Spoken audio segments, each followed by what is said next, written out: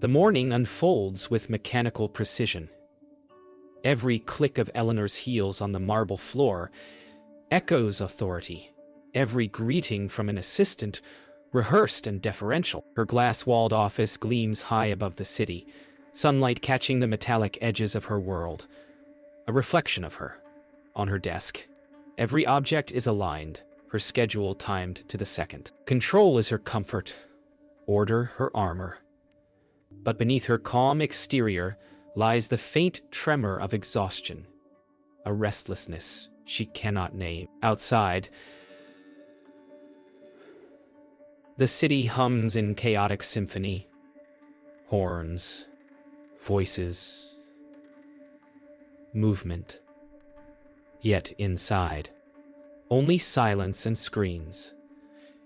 She reviews the day's investor briefing, her pulse steady, but her chest tight. There's a flicker on her monitor. She ignores it. Power is predictability, and she believes she still holds both. The morning meeting begins with seamless precision. Charts project on walls. Voices drone in polished cadence. Eleanor listens, eyes sharp, responses clipped and exact. She nods at figures, approves budgets, and redirects strategies like an orchestra conductor who never misses a beat. Yet as she glances at the glowing data on her screen, a faint unease takes root. Numbers dance too perfectly. Something feels rehearsed, hollow. Her assistant hands her a fresh coffee, eyes avoiding contact. Eleanor's focus falters for a split second, just enough for her to notice that same flicker on the display. It's nothing, she tells herself. Still, for the first time in years, she doesn't quite believe it. Outside the boardroom, the hum of the company grows louder. Keyboards clatter, phones buzz, printers whir. Eleanor walks through her domain like a monarch inspecting her kingdom. Every nod from employees feeds her certainty. But deep inside, she senses the fragility of it all. A brief power flicker makes lights dim, then recover.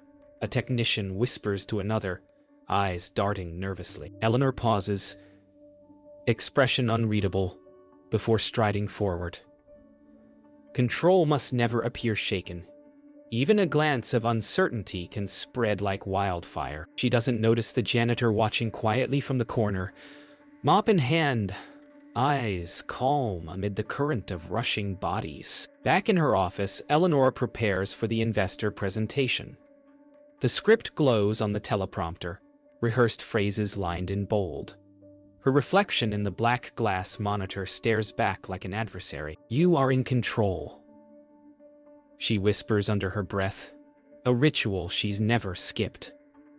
But the phrase feels fragile now, as though spoken into a void too wide to contain. Outside, rain begins to fall, streaking the windows with silver lines.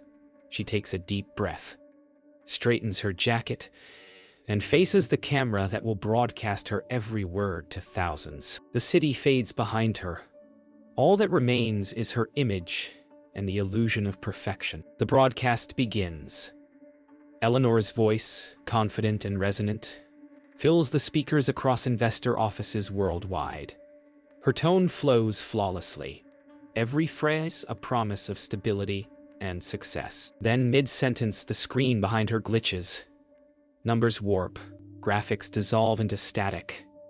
A murmur spreads through the audience. Eleanor freezes. The control she's built her life upon begins to slip. Invisible but undeniable.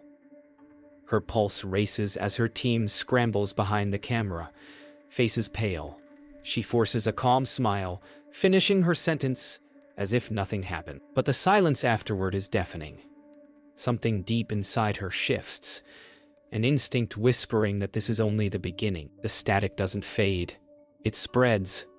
The once flawless presentation dissolves into chaos as the screen behind Eleanor flickers violently, then dies. Gasps ripple across the room and through countless live feeds. For a moment she stands frozen, her throat tightening, the silence pressing against her skin. Her assistant rushes to her side, whispering that the servers are down across the company. Eleanor's pulse quickens. Her mind races through contingencies, but every path leads to the same wall. Failure. She glances toward the windows, the rain outside pounding harder. Her control, once absolute, fractures under invisible weight. She feels small, human, and terribly exposed. Minutes stretch like hours. The control room buzzes with overlapping voices, technicians throwing jargon like lifelines, each more desperate than the last. Eleanor paces behind them, her heels striking the floor like gunshots. Every screen she passes shows the same black void. She demands answers, her voice sharp, slicing through the panic. But no one meets her eyes. No one dares. Somewhere deep down she realizes it. She can't command what she doesn't understand. Fear creeps into her voice, subtle but unmistakable. She turns toward the window again, the reflection of the storm outside flickering against her pale face. For the first time, her power feels meaningless. The board calls in. Faces appear on her tablet, pixelated and cold. Questions stab like daggers. How long will this take? What's the damage? Who's responsible? Eleanor's throat tightens as she forces a smile that doesn't reach her eyes. Her voice wavers only slightly, but she feels the panic under her skin like electricity. The storm outside has grown violent, thunder rumbling as though mocking her unraveling empire. When the call ends, she stares at her reflection in the dark screen. For years, she's believed control was strength, perfection her shield. But now, she sees only fear, her own. Hours pass. The system remains down. Eleanor stands alone now in the server corridor.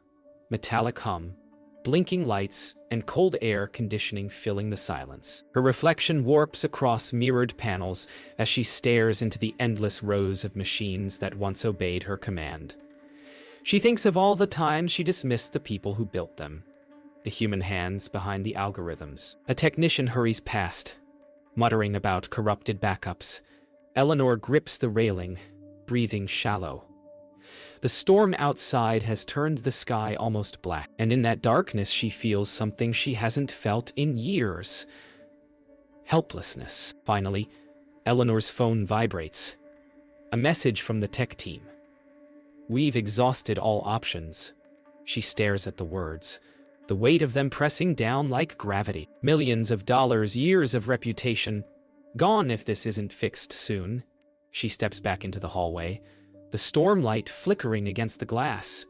The building feels colder now, emptier. Down the hall, she glimpses the janitor, mop in hand, moving with unhurried grace as though time itself obeys him differently.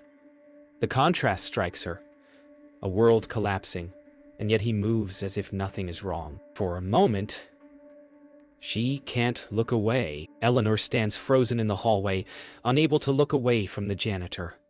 His movements are slow, deliberate, almost meditative, so unlike the chaos surrounding them. Something about his calm unsettles her, as if he knows a truth she's long forgotten. When the lights flicker again, she steps closer. The sound of the mop gliding across the floor fills the silence between them. "Everything's fine," she mutters more to herself than to him. He looks up, meeting her gaze with quiet certainty. "Is it?" he asks gently. The simplicity of his question pierces deeper than any accusation. She doesn't answer. Instead, she turns away, but his voice lingers in her mind. Steady, grounded, and irritatingly calm. Later that evening, Eleanor descends to the lower floors, seeking solitude.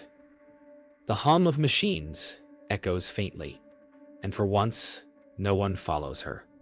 The janitor is there again, quietly sweeping near the service elevator. She hesitates, unsure why she feels drawn to speak. "Do you ever get tired of this?" she asks, her tone sharper than intended. He pauses, leans on the broom, and smiles softly. "Tired of what?" "Doing what needs to be done." His answer disarms her. There's no bitterness, no resignation. Only clarity. She studies him, trying to decipher his calm, but it's unreadable. When he bends to pick up a fallen paper, she feels something strange. Envy for his peace. The system failure deepens overnight. Eleanor, unable to sleep, roams the office in silence.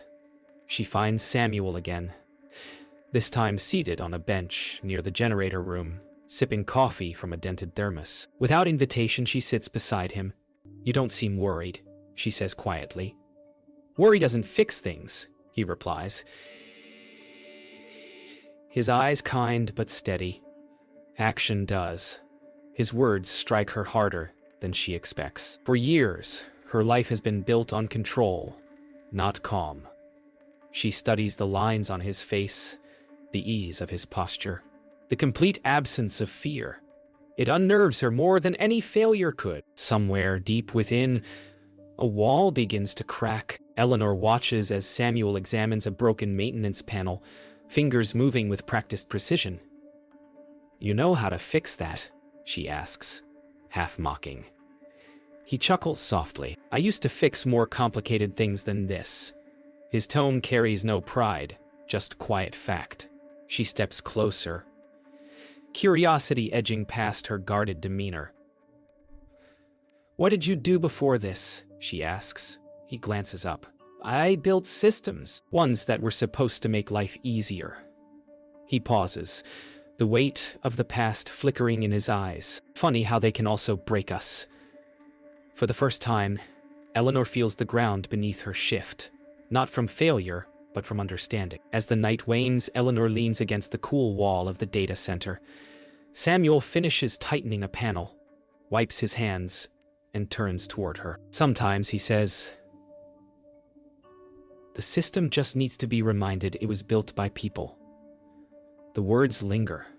She exhales slowly, for once not pretending to have an answer. Something within her, the brittle pride, the need to control, loosens its grip.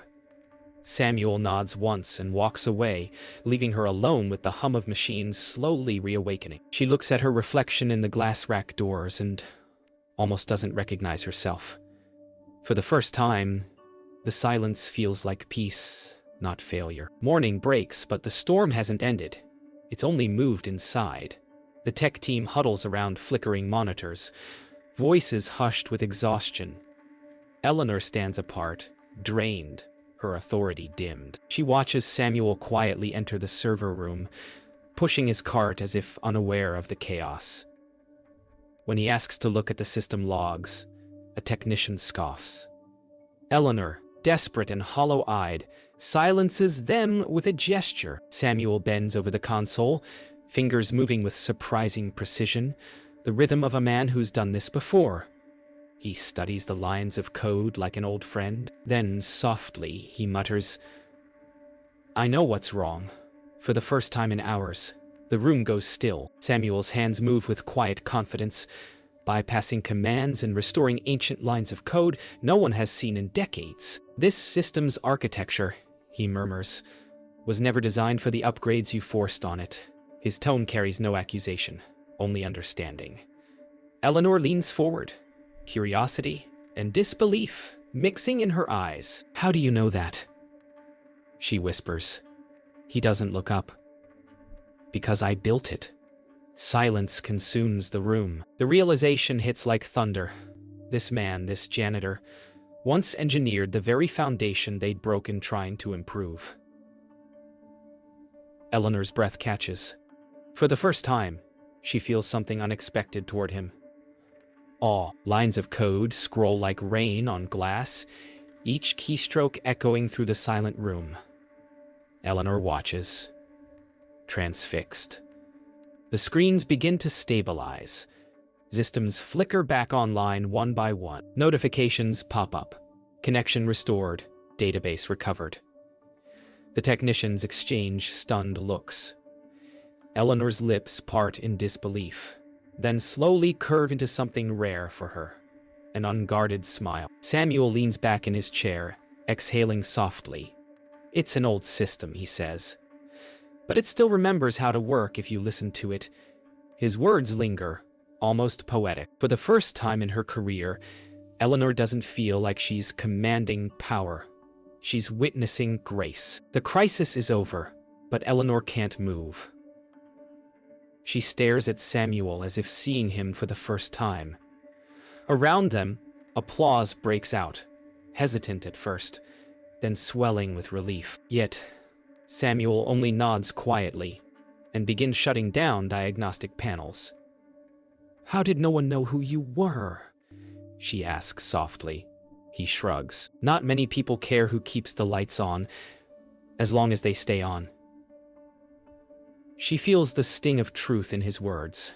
Her empire had blinded her to the quiet brilliance beneath her feet. As the servers hum in harmony again, she understands. Leadership isn't about control. It's about awareness. Later, when the room has emptied and the lights have dimmed, Eleanor finds Samuel still working, organizing cables, cleaning the console he just saved. "You could have told me who you were," she says quietly. He looks up, smiling faintly. "Would you have listened?" The question lands like a mirror. She exhales, realizing she wouldn't have. Not before today. As he wheels his cart toward the door, she feels something stir deep within her, a quiet respect that eclipses pride. "Pray, thank you," she says simply. He nods once, the gesture small but profound. For the first time, her voice trembles, not with fear, but gratitude. The next morning, sunlight cuts through the storm clouds, washing the city in gold. The crisis has passed, yet Eleanor feels a strange emptiness. She sits at her desk, watching the quiet office floor below, her empire breathing again. But her thoughts remain on Samuel, the man who restored everything without demanding anything in return. Curiosity tugs at her, sharper than ever.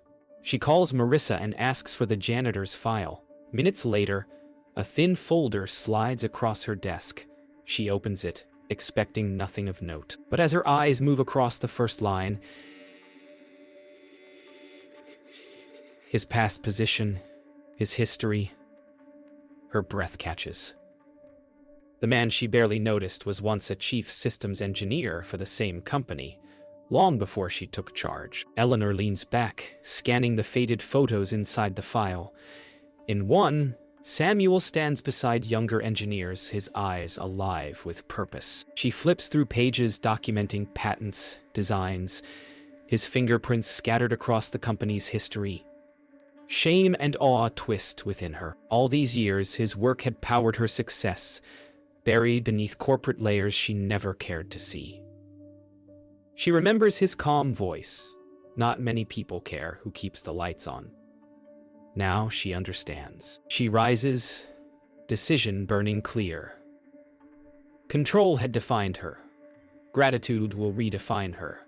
She grabs her coat and steps out, determined to find him, not as a CEO, but as a student of humility. She finds Samuel in the basement corridor, pushing his cart as always.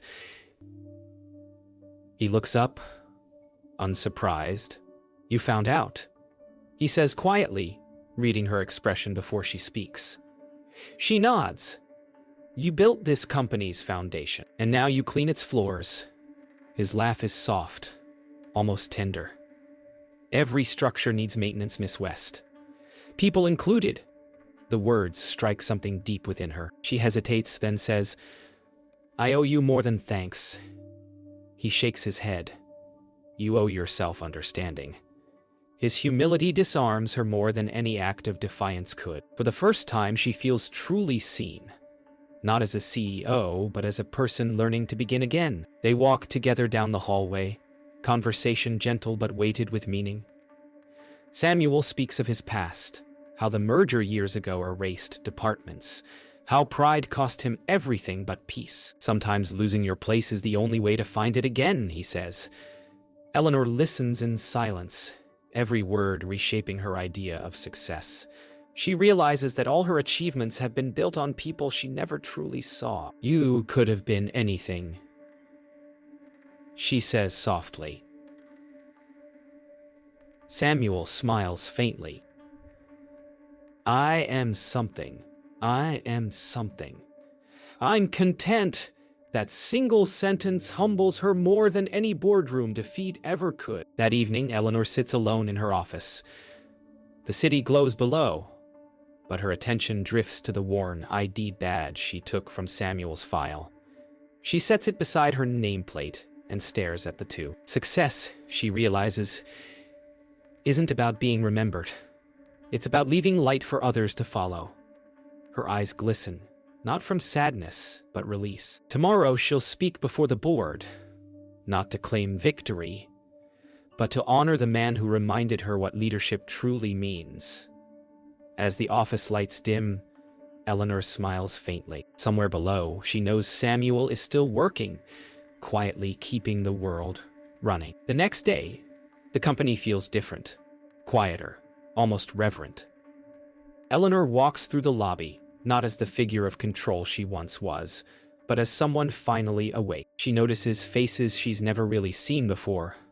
The receptionist's warm smile, the technician's tired eyes, the janitor mopping near the elevator. Every detail feels alive, human. For the first time, she greets people by name. There's a stunned pause before genuine smiles return. The power dynamic has shifted, not downward, but inward. In her heart, something expands where fear once lived. Leadership, she realizes, isn't commanding attention. It's giving it. Later, in a small meeting with her senior team, Eleanor does something unthinkable. She admits she was afraid. The words hang heavy in the air, unfiltered and raw. I built this company on control, she says, and almost destroyed it the same way. Her team sits in stunned silence. But what follows isn't judgment. It's relief. They lean in, listening, not to a boss, but to a human being. For the first time, the conversation turns real. No corporate masks, no rehearsed phrases. Outside the boardroom glass, sunlight shifts, and Eleanor feels lighter. Vulnerability, she realizes, doesn't weaken her. It frees her. When the meeting ends, Eleanor steps outside into the terrace garden, a place she's passed 100 times but never entered. The city stretches endlessly before her, yet for once, it doesn't intimidate her. It inspires her. She feels the breeze against her skin, the smell of rain still lingering from the night before.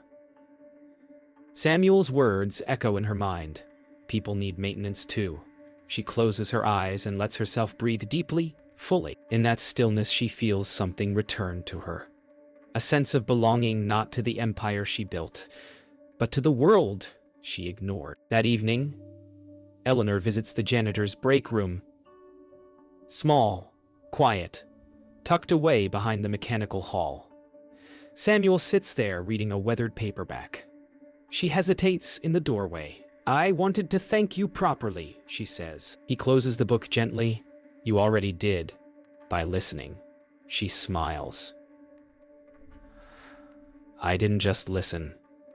I learned, he nods, eyes softening with pride that isn't self-serving but paternal. For a long moment, they sit together in silence, two people from different worlds sharing one truth.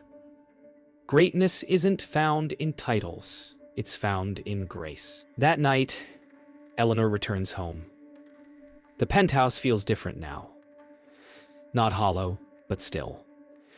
She sets her briefcase aside, opens the balcony doors, and lets the city air rush in. For the first time, she feels no need to check her phone or her portfolio. She pours herself a glass of wine and sits quietly, watching lights flicker below. Each glow feels like a heartbeat, a reminder that the world runs on countless unseen hands.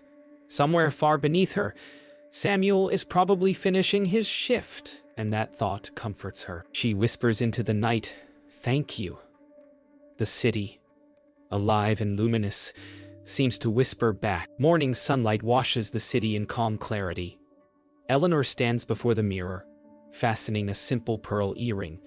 Her reflection no longer the face of control, but of quiet certainty. Today she will face the board again, but not as before.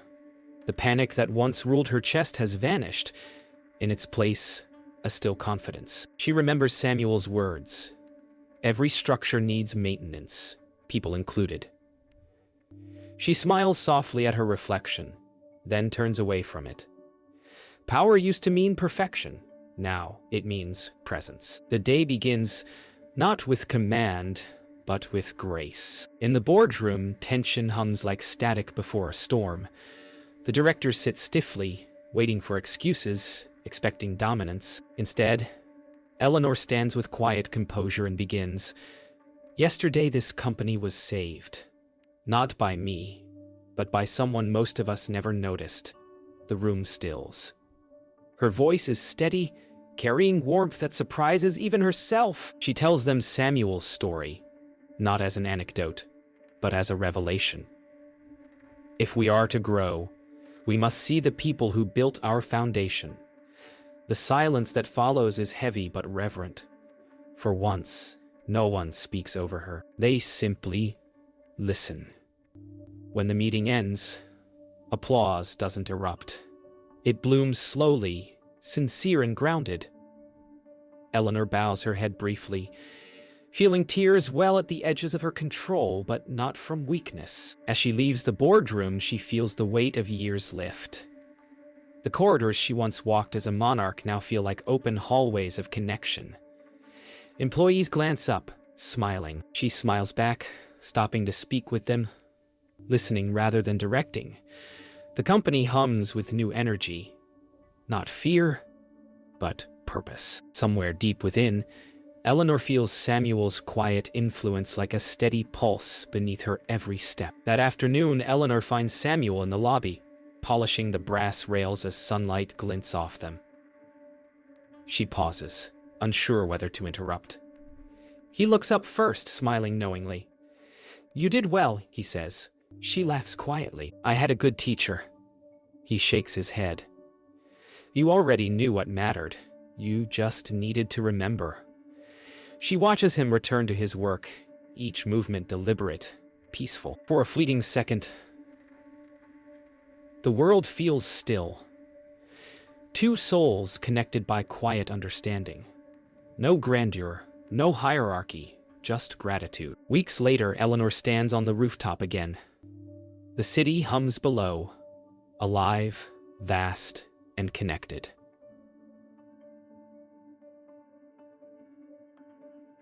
She watches the lights flicker in patterns that no longer feel distant. They feel like breaths, like life itself. She thinks of Samuel, of the system he restored, and the lesson he left behind. Every structure, every person needs care, patience, and respect. She closes her eyes, the wind lifting her hair, as if the world itself exhales through her. For the first time, she feels utterly free. Not from responsibility, but from fear. Power didn't save her. Humanity did.